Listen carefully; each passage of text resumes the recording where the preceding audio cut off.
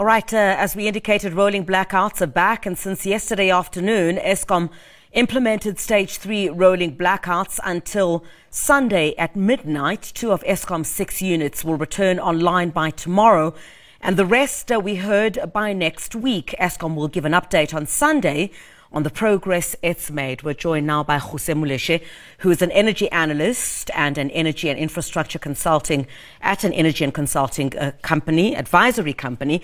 Jose, thank you very much indeed for joining us. We do appreciate your time. So I guess this brings to ask the question once again, whether we have enough capacity. And yesterday, the Eskom Group Chief Executive Dan Marokane called this a temporary setback. What do you make of the reasons given? Thank you for the opportunity. So in terms of the reasons given, to an extent, somebody who is within the sector will understand that there will always be challenge with respect to coal-fired power plants that are not anticipated. And because we have some of the plants that are still out, even though we've managed to avoid load shedding, if there is not sufficient reserve capacity to back up the system, there will be challenges from time to time. So we are not yet at a point where, for instance, internationally, you'll find that there is 15% or more reserve capacity in some countries to back up what is happening. Or Europe, for instance, you have regional projects, you have regional integration, where if Germany has a problem, they are able to interconnect with other countries like France and all of that and be able to get that power. We don't have that luxury. Every time this happens, we look at the general impact that it has on the economy. It's been 10 months, of course, without load shedding. And, companies, of course, would try to recover. This is a setback for companies, of course, which are still trying to stay afloat. Indeed, energy is a critical input to the economy. Without energy, you cannot generate water. Without energy, telecommunications are a problem. Without energy, you can't really be mining. So it's a critical input to the economy. And then every time there's a disruption, there's a huge impact on the economy. As well as on the domestic front, people get impacted with not having energy. In terms of South Africa, right now, with the current load shedding, there is a bit of a mitigation factor in the sense that at least it's been channeled to happen during a weekend where most of the energy intensive users are already not working and people are not at work. So from that perspective, at least there is some mitigation. But as you correctly point out, there's always going to be an impact on us as an impact on as citizens. There's an impact on the economy. We have had many months before this 10 months of no load shedding where we had a serious impact on the economy.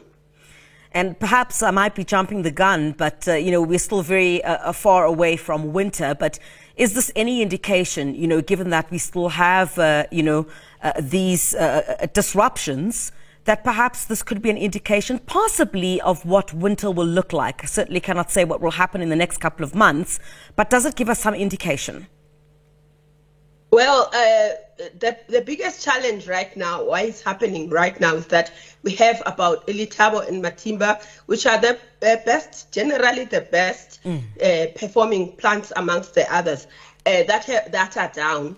And it happens when there are logistics with the peaking power plants. So it's kind of like a perfect storm.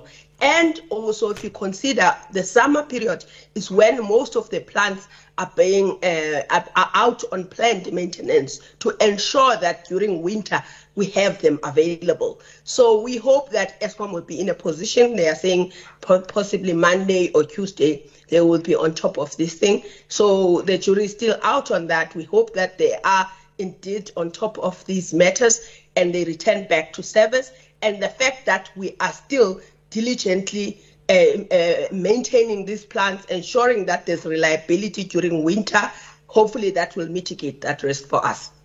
Yeah, if we look at the tariff hike, NERSA not granting Eskom what it wanted. Let's look at the reasons or the elements that had been brought forward regarding that. Okay. And so in terms of the tariff, I mean, for 2025, 2026, Eskom asked for 36% or just over, and were granted 12.7% in terms of their tariff. And NERSA has eloquently expressed the reasons why they have not granted Eskom. Firstly, it's a balancing act in terms of the impact on the economy, and it seems that the input that has been received from industry, from individuals, has been really robust this time around, with evidence provided. So looking at productivity for the economy, one of the elements is that on the assets side, Eskom has been valuing their assets at more than R1 trillion, and NERSA determined that should be less than R1 trillion. So that then impacts on the return on their investment that they get. That was relatively lower. And then is also in terms of the energy, what they call primary energy, which is usually coal and diesel. Coal has been granted because they've justified significantly why. But on the diesel side, NERSA is expecting Eskom to use less of emergency power and be more efficient. So they've reduced the load factor or the time in which that diesel will be used, and therefore reduced those costs. They also expect energy availability factor to be around 75%, meaning the percentage availability of the plants that are there should be over 75%. So they are really expecting efficiencies from Eskom and reducing that. Sales, they expect their sales to go up relative to what Eskom has projected, because of when you have the plants that are more available, you're expected to produce more sales. There are quite a number of others, like carbon tax has been deferred, because, Jose Molefe, thank you very much indeed, energy analyst, speaking to us, of course, as those rolling blackouts are going to continue, of course, throughout the course of this weekend, as per the announcement made by the electricity minister, as well as the Eskom executive.